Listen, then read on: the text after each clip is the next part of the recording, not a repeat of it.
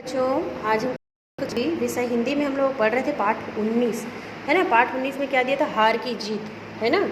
पाठ 19 क्या दिया है? हार की जीत।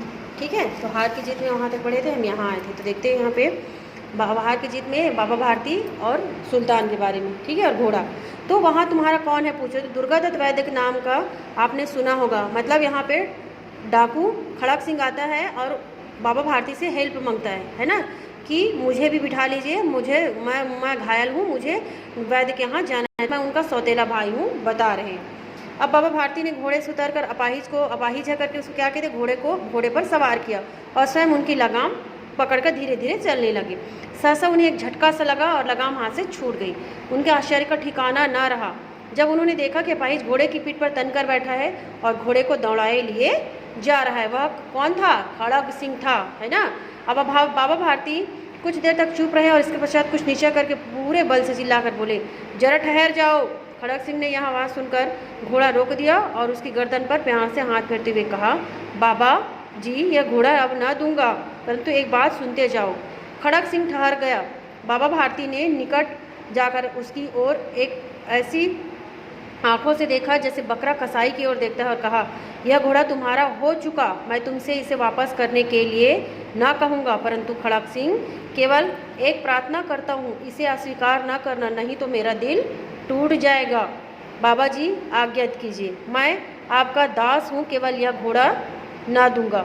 अब घोड़े का नाम ला लो, मैं तुमसे इसके विषय में कुछ ना कहूँगा। मेरी प्रार्थना केवल यह है कि इस घटना को किसी के सामने प्रकट मत करना, है ना। वो बोल रहे कि किसी को भी मत बताना इस घटना के बारे में।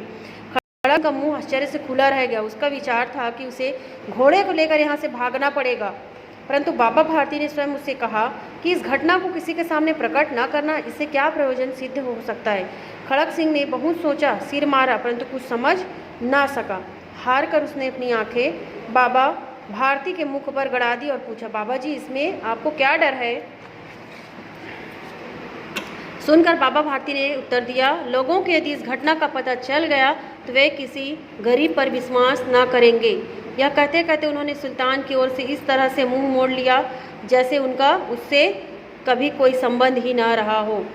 बाबा भारती चले गए, परंतु उनके शब्द खड़ग सिंह के कानों में उसी प्रकार गूंज रहे थे। सोचता था, कैसे ऊंचे ऊंचे विचार हैं, कैसा पवित्र भाव है इन्हें। इस घोड़े से प्रेम था, इसे देखकर उनका मुख फूल की नाई खिल जाता था।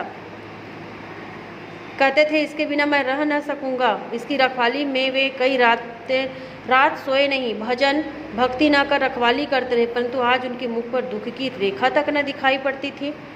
उन्हें देख केवल यह ख्याल था कि कहीं लोग गरीबों पर विश्वास करना ना छोड़ दे। ऐसा मनुष्य नहीं, देवता है। अब रात्रि के अंधकार में खड़ग सिंह बाबा भारती के मंदिर में पहुंचा। चारों ओर सन्नाटा था, आकाश में तारे टिमटिमा रहे थे। थोड़ी दूर पर गांव के कुत्ते भौंक रहे थे। मंदिर के अंदर कोई शब्द सुनाई न देता था। खड़ग सिंह सुल्तान की बाग पकड़े हुए थे। वह धीरे धीरे स्तंभल के फाटक पर पहुंचा। फाटक खुला पड़ा था। किसी समय बाबा भारती स्वयं लाठी लेकर पहरा देते थे, है ना। उस समय क्या कहते, खुद पहरा देते थे, परंतु आज उन्हें किसी चोरी, किसी डांके का भय न था। खड़ग सिंह ने आगे बढ़कर सुल्तान को उसके स्थान पर बांध दिया और बाहर निकलकर सावधानी से फाटक बंद कर दिया। इस समय उसकी आंखों में नेकी के आंसू थे और रात्रि का तीसरा प्रहर बीत चुका था। चौथा प्रहर आरंभ होती बाबा भारती ने उनकी कुटिया से बाहर निकलकर ठंडे जल से स्नान किया। उसके पश्चात इस प्रकार जैसे कोई स्वप्न में चल रहा हो, उनके पांव स्तंभल की ओर बढ़े, परंतु फाटक पर पहुंचकर उनको अपनी भूल प्रतीत हुई और साथ ही घोर निराशा ने पांवों को मन भर का भारी बना दिया। वे वहीं रुक गए। घोड़े ने अपनी स्वामी के पांवों की चाप को पहचान लिया। वह जोर से हिनहिनाया। अब बाबा भारती आश्चर्य प्रसन्नता से दौड़ते हुए घुसे और अपने प्यारे से घोड़े के गले लिपटकर और इस प्रकार रोने लगे मानो कोई पिता बहुत दिनों से बिछड़े हुए पुत्र से मिल रहा हो। बार बार उसके मुंह पर थपकियां देते। फिर वे संतोष से बोले, अब कोई गरीबों की सहायता से मुँह ना मोड़ेगा। ठीक है, ये पाठ कंप्लीट हुआ।